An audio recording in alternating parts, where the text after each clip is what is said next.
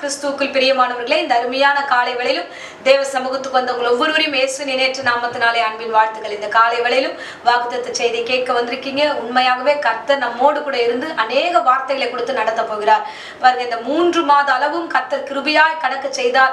4ஆம் மாதம் ஏப்ரல் மாதம் இந்த நாளிலும் கர்த்தர் உங்களோடு கூட முகமுகமாய் பேச போகிறார். உங்களை ஆசீர்வதித்து நடத்த போகிறார். இப்பொழுதும் கண்களை மூடி நாம் ஜெபிப்போம்.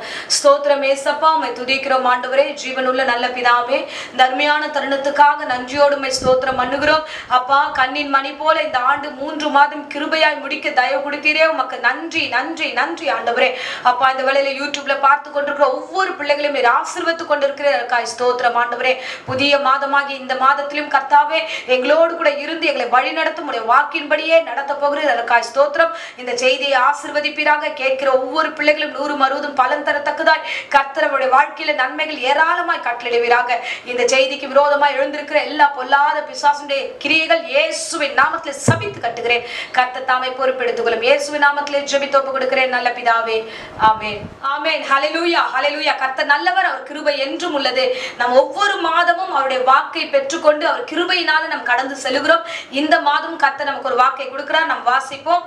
அப்போஸ்தலர் 27ஆம் அதிகாரம் 24ஆம் வசனத்தை நாம் வாசிப்போம். இதோ உடனே கூட யாத்திரை பண்ணுகிற யாவரையும் தேவன் உனக்கு தயவு பண்ணினார் என்றார். ஆமென் ஹல்லேலூயா. அருமையான வாக்குத்தத்தம் கர்த்தர் இந்த காலை வேளையில உங்களோடு கூட பேசுகிறார். பாருங்க, பவுலிடத்துல கர்த்தர் விதமாய் சொல்கிறார், பயப்படாதே பவுலே, நீ பயப்படாதே. சோ இந்த மாதம் கர்த்தர் உங்களிடத்துல வருகிறார். நீங்கள் பயப்படாதீங்க. தேவன் இந்த மாதம் உங்களுக்கு தயவு பண்ணி இருக்கிறார். ஹல்லேலூயா. தேவன் தயவு பண்ணின காரியம் ஏராளமா இந்த மாதத்துல உங்களிடத்துல வரப்போகிறது. பாருங்க, ஆண்டவர் நம்மளை ஆசீர்வதிக்க சித்தமா இருக்கும்போது அது ஒருத்தராலும் தடை செய்ய முடியாது. ஆண்டவராகிய கர்த்தர் இந்த நாள்ல உங்களோட முகமுகமாய் பேசுகிறார். பாருங்க, பவுலை பார்த்து சொல்கிறார், பவுலே நீ பயப்படாத, நான் உன் கூட இருக்கிறேன், நான் உன்னோடு கூட நான் உன்னை நடத்துவேன், உன் கூட வருகிறவர்கள் எல்லாரையும் நான் ஆசீர்வதிப்பேன் என்று அவர் வாக்கை கொடுத்து நடத்துகிற தெய்வமா இருக்கிறார். அந்த வார்த்தையில வாசிக்கிறோம், தேவன் உனக்கு தயை பண்ணினார். உன்னோடு கூட யாத்திரை பண்ணுகிற, உன் கூட பயணம் பண்ணுகிற, உன்னோடு டிராவல் பண்ற உங்க வீட்டுல இருக்கிற ஒவ்வொருவரையும் கர்த்தர் ஆசீர்வதிக்கிற தெய்வமா இருக்கிறார். அவர்களுக்கு தயவு பண்ணுகிறேன் என்று கர்த்தர் சொல்கிறார். ஹல்லேலூயா. இயேசு நல்லவர், இயேசு நல்லவர். பாருங்க, இயேசு கிறிஸ்து பிறந்த பொழுது அவரை குறித்ததான வாக்கு சொல்லுகிறது, இயேசுவானவர் மனுஷ தயவில வளர்ந்தார் என்று வார்த்தை சொல்லுகிறது. ஹல்லேலூயா. அவர் மனுஷ தயவில வளர்ந்தார் என்று இந்த மாதம் கர்த்தர் நமக்கு தயவு பண்ணுகிறவராக இருக்கிறார். தயவு என்றால் என்ன அப்படின்னா, ஆண்டவர் இந்த மாதம் ஒரு உயர்வை வைத்திருக்கிறார். நமக்கு ஒரு விடுதலையை கொடுக்க போகிறார். நம்மை ஆசீர்வதிக்க போகிற தெய்வமா இருக்கிறார். ஹல்லேலூயா. இத்தனை மாதங்கள் கடந்து வந்திருக்கிறோம். அது தேவனுடைய கிருபையும் தயவுமா இருக்கிறது. இந்த 4ஆம் மாதத்திலும் அவர் தயவை நீங்கள் காண போகிறீர்கள். அநேக இடங்களில ஆண்டவர் திறந்த வாசலை உங்களுக்கு முன்பதாக வைத்து உங்களை ஆசீர்வதிக்க போகிறார். ஹல்லேலூயா. நீங்க பயப்படாதீங்க. கடந்த நாட்கள் கொடுத்த வார்த்தையெல்லாம் குறித்து ஒருவேளை சஞ்சலப்பட்டிருக்கலாம். நடந்த வாழ்க்கையில் நடந்த எல்லா பிரச்சனைகள் குறித்து குழப்பம் அடைஞ்சிருக்கலாம். இந்த மாதம் கர்த்தர் உங்களுக்கு தயவு பண்ணுகிறார். ஹல்லேலூயா. அருமையானவர்களே, இந்த யூடியூப்ல பார்த்து கொண்டிருக்கிற அருமையான விசுவாசிகளே, உங்களை பார்த்து சொல்லுகிறார், இந்த மாதம் உனக்கு தயவு பண்ணினார். இந்த மாதம் நீ வேலை ஸ்தலத்தில் உனக்கு தயவு உண்டாகும். இந்த மாதம் கர்த்தர் தாமே உன் வீடுகளில் உனக்கு தயவு உண்டாக்கத்தக்கதாக மனுஷ தயவுல கர்த்தர் உங்களை வழிநடத்த வல்லவராய் இருக்கிறார். ஹல்லேலூயா ஹல்லேலூயா. கர்த்தர் நல்லவர், கர்த்தர் நல்லவர். நமக்கு வாக்கு கொடுக்கிறவர். ஆமென். அவர் சொன்னா செய்வார். வானமும் பூமி முடிந்தாலும் அவருடைய வாக்கு ஒரு நாளும் மாறாது. பாருங்க, எத்தனையோ வசனங்களை நம்ம கேட்டாலும் இந்த வசனங்கள்லாம் மாறவே மாறாது. தேவன் நமக்கு ஒரு வார்த்தை கொடுத்தார், அது நிச்சயமாய் நிறைவேற்றுவார். அது பலன் தரக்கூடியது, 100 60 பலன் தரக்கூடியது. இந்த மாதம் தயவின் மாதம். கடந்த மாதம் இழந்திருப்பீர்கள். கடந்த மாதம் பலவிதமான காரியங்களை சோர்ந்து போயிருப்பீங்க. ஆனாலும் கர்த்தர் உங்களோடு கூட இருந்து கிருபையாய் கொண்டு வந்தார். தயவா இந்த மாதத்துல கொண்டு வந்தார். இன்றைக்கு உங்களை நடத்த வல்லவராய் இருக்கிறார். ஹல்லேலூயா. புதிய ஏற்பாட்டுல ஒரு சம்பவத்தை குறித்து நம்ம வாசிக்கிறோம். 100க்கு அதிபதி என்ற ஒரு மனுஷன், அவனிடத்துல வேலை செய்கிற ஒரு மனுஷனுக்கு வந்து வியாதியா இருக்கிறான். அந்த வியாதியை குறித்து வேதம் என்ன சொல்லுகிறதுனா, அவன் எப்பேற்பட்டவனா மரண அவஸ்தையில அவன் படுத்திருக்கிறான். இப்பேற்பட்ட ஒரு வியாதி உள்ள ஒரு வேலைக்காரனை 100க்கு அதிபதி என்ன பண்ணுகிறான்னா, இயேசு இடத்துல ஆள் அனுப்புகிறான். அனுப்பி அவர் போய் இயேசு கிட்ட போய் நீங்க சொல்லுங்க, இந்த மாதிரி வேலைக்காரன் ஒருத்தர் ரொம்ப வேதனையின் மத்தியில இருக்கிறான், கொடிய வேதனையில இருக்கிறான், அவன் மரண அவஸ்தையா இருக்கிறான், நீங்க போய் அவர்கிட்ட தயவாய் கேளுங்கன்னு சொல்லி அனுப்புகிறான். பாருங்க, அந்த மனுஷன் கண்டிப்பா பெரிய ஆளா இருக்கிறதுனால நிறைய வைத்தியர்கிட்ட அவங்க ட்ரை பண்ணியிருக்கிறாங்க. அப்ப கூட அவனுக்கு சுகமாகல.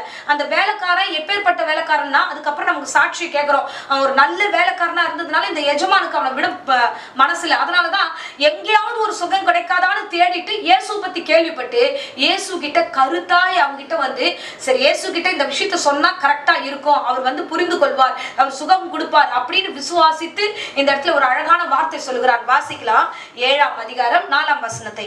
அவர்கள் இயேசுவிடத்தில் வந்து அவரை கருத்தாய் வேண்டிக் கொண்டு, பாருங்க, அவர் வந்து கருத்தாய் வேண்டிக் கொள்ளுகிறாங்க. இயேசு கிட்ட வந்து மத்த இடத்துல எல்லாம் போகும்போது எப்படி பேசினாங்களோ தெரியல, வைத்தியகிட்ட நான் பணம் கொடுக்குறேன், நீ வந்து சுகப்படுத்துன்னு போயிருக்கலாம், ஆனா அங்க சுகம் கிடைச்சிருக்காது. ஆனா இங்க மட்டும் ஜீசஸ் கிட்ட வரும்போது ஒரு பணிவும் ஒரு வேண்டுதலும் ஒரு கருத்தான வார்த்தை தான் பேசணும், தேவையில்லாத வார்த்தையெல்லாம் நம்ம அலப்ப கூடாதுன்னு ஒரு கவனத்தோட வந்து பேசுறாங்க.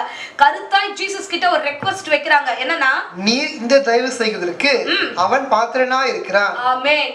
நீர் தயவு செய்வதற்கு இவன் நல்ல மனுஷன், இவன் பாத்திரவான். ஆமென், ஹல்லேலூயா.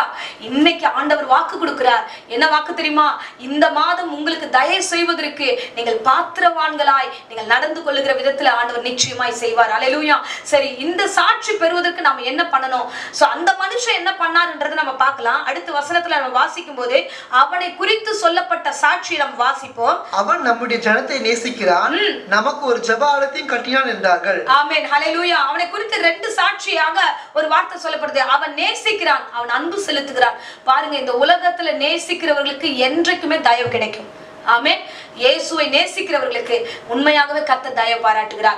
இயேசுவின் பிள்ளைகளை நேசிக்கிறவர்களுக்கு கர்த்தர் தயவு பாராட்டுகிறார். இந்த உலகத்தில் இருக்கிற மனுஷர்களை உண்மையாய் நேசித்து ஊழியம் செய்கிறவர்களுக்கு ஆண்டவர் தயவு பாராட்டுவார். ஆமென். உண்மையான அன்புள்ளவர்களை ஒரு நாளும் ஆண்டவர் கைவிட மாட்டார். ஆமென். இங்க அவனை குறித்து அழகான சாட்சி, அவன் அன்பு வைக்கிறான், அவன் நேசிக்கிறான், அவன் உண்மையாய் இருக்கிறான் என்று அந்த சாட்சியை கொடுக்கிறான். 2வது வார்த்தை, அவன் எப்பேற்பட்டவன் என்று வசனம் சொல்லுகிறதுனா, ஜெப ஆலயத்தை நமக்காக அவன் கட்டுகிறான். ஹல்லேலூயா. முதலாவது, நம்மளால வந்து பிசிக்கலா ஒரு ஆலயத்தை கட்ட முடியலனாலும் இருதயத்துல கர்த்தருக்கென்று ஒரு ஆலயத்தை நாம் கட்டுவோம். வசனம் சொல்லுகிறது, நீங்களே தேவனுடைய ஆலயமா இருக்கிறீர்களே. இந்த நாள், இந்த மாதம் யாரெல்லாம் இந்த பிரசங்கத்தை கேட்கிறீங்களோ, நீங்கள் தேவன் மீது உண்மையான அன்பு வைத்த நிமித்தமாகவும் நீங்கள் உண்மையான இருதயத்துல தேவனுக்கு ஒரு ஆலயத்தை உருவாக்கினபடினாலும் கர்த்தர் இந்த மாதம் உங்களுக்கு தயவு பாராட்டுகிறார். ஹல்லேலூயா, ஹல்லேலூயா. கர்த்தர் நல்லவர், கர்த்தர் நல்லவர்.